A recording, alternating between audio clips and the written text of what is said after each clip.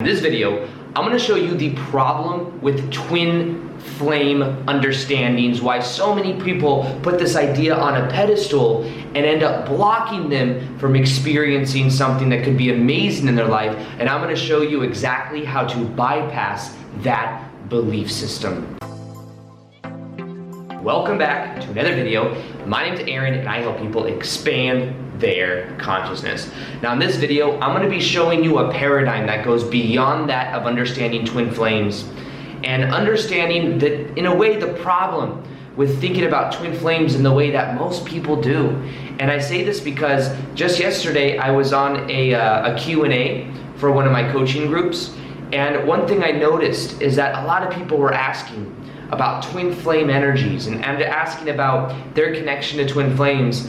And what I recognized is that many people may actually be vibrationally separating themselves from experiencing amazing things in their life because of this idea. Now, here's the thing. Our beliefs create our experience. Now, what a lot of times happens is some people will look at this idea of a twin flame, which in a way implies the other half of our soul, which already from that frame of a belief system is saying, I am one half of a soul and I will then be complete when I find my other half of the soul. At least that's the traditional way that people understand the twin flame energies.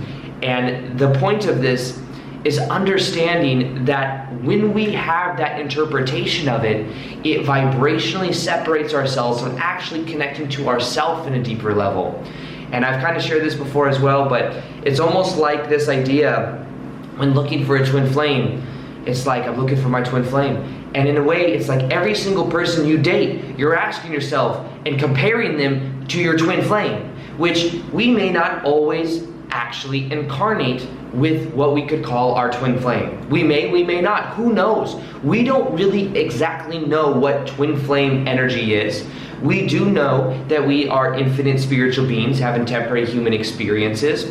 From what I understand about twin flames from watching someone like Bashar, somebody and listening to someone like Edgar Casey, the idea of a twin flame is that many times, if twin flames do incarnate together, it's to do some type of work together, some type of it complements each other in a powerful way. Bashar has also said, who's channeled by, Daryl Anka channels Bashar. Bashar has talked about how sometimes twin flame energy can also be a divine counterpart, which means in a way, think of it like the oversoul, and then after the oversoul, you have higher selves, which is like the higher version of us, that then has many simultaneous lives. And the idea behind this is that what we could call a twin flame or a divine counterpart is just closer on that triad going down. It's almost like you share the same higher self in a way. From my understanding, that's what the potential of what I think a twin flame energy could be. However, I don't know for certain.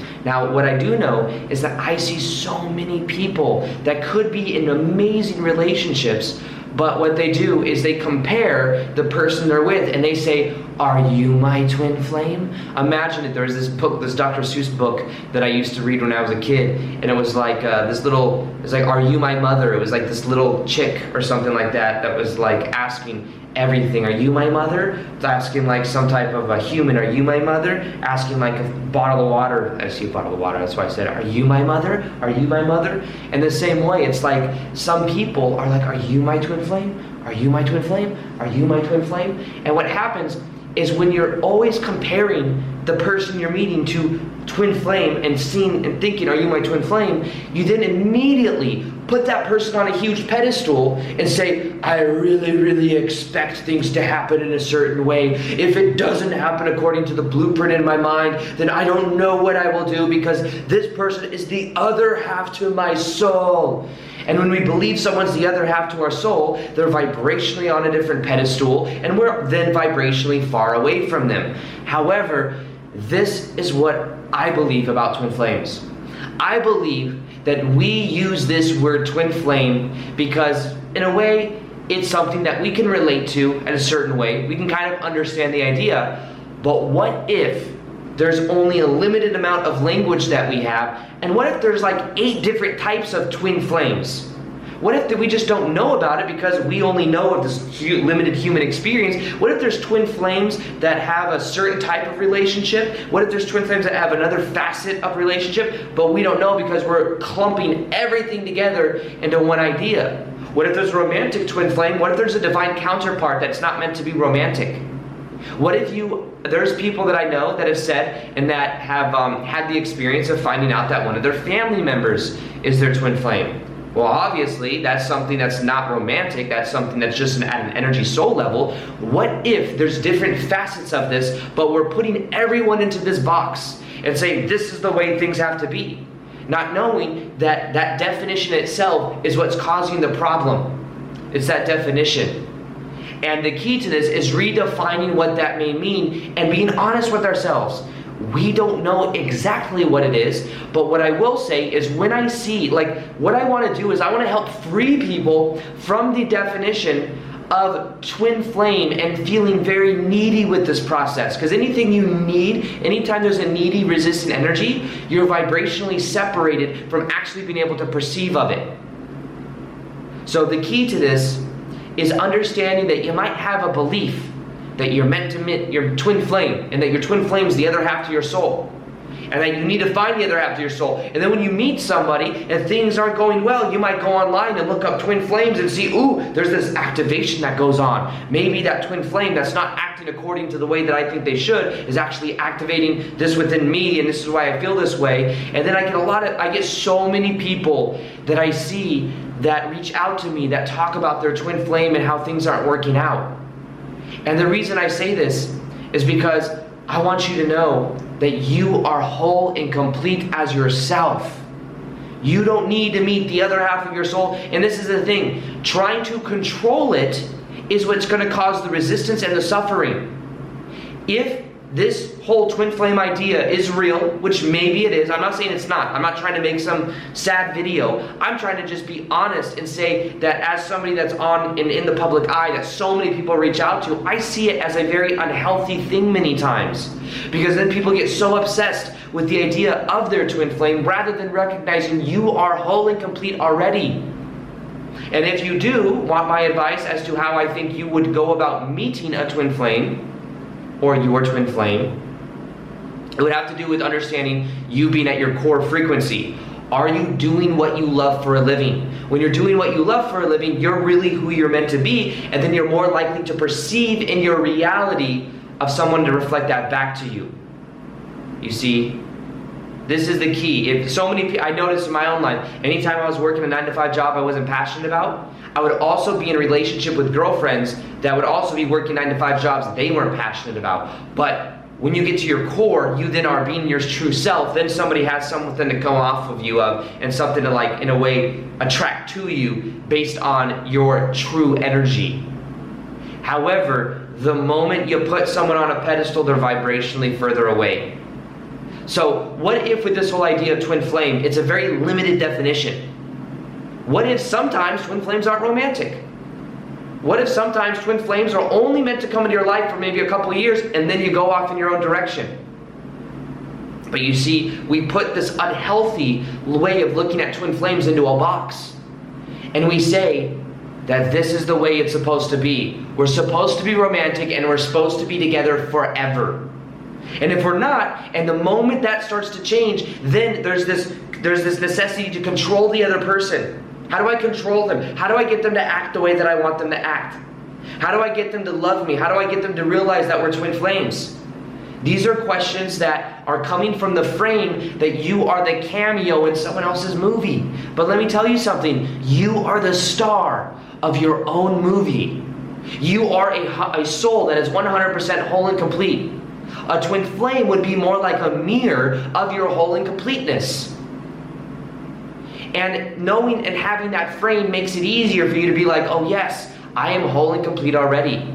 That frame is everything. But the frame of the twin flame energy that somebody else outside of you is going to complete your soul is something that can be very draining. Because the moment they don't act according to the way you want is the moment problems come up. Now here's the thing.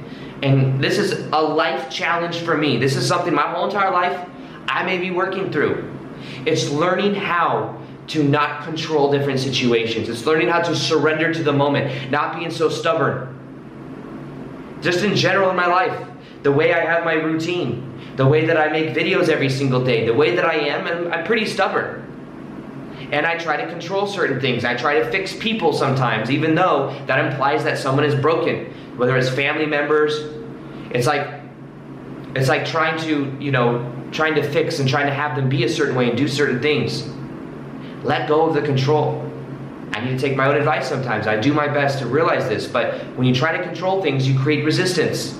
If you're trying to control someone you started to be in a relationship with, and then things started to happen, that control is causing the resistance. People can feel that too.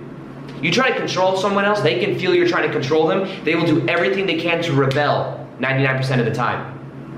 So the reason I say this is because if you're trying to control someone else to love you, to give you validation, to be with you, to recognize that you guys are twin flames, then they are going to rebel against that. But if you let go and trust the universe, if that is your twin flame, then it will come back to you if it is meant to be. You have to trust that process though. Trying to control it from the ego perspective though is what will cause resistance. The problem with twin flames and understanding this is that the belief system of the way people believe it to be is unhealthy. And because of that, a lot of times people create more harm than good with it. And it's not necessarily cool and fun to hear that when you're in the thick of it. I get that. But I'm willing to do it because I want to help free you from that feeling unworthiness, feeling like you're incomplete. You're not incomplete. The more you focus on your own self-love, the more you focus on yourself, the more you're the star hero of your own movie, the more gravity you create, and the more people want to be around you, the more people feel that energy off of you. But the more that you are focused on someone else acting in a certain way, being a certain way, is the more you are going to create that kind of resistance within yourself. So recognize that the beliefs we have create our reality. And if you change your beliefs, you change your life. Feelings come from beliefs. This is the way that it works. Beliefs, feelings, thoughts, actions, results, which fuel beliefs. So you first off have a belief, which then, because of the meaning you give something, you then have a feeling. In that feeling state, you then have thoughts that are equal to it. Those thoughts eventually led to you taking action. You take action, which reaps a certain result, and then that result goes back into belief, which reaffirms the belief. So people say, well, I feel like this person is my twin flame. This person is my twin flame. This person is my twin flame. Why are they acting in the way I want? The reason you feel that way is because you might believe they are your twin flame.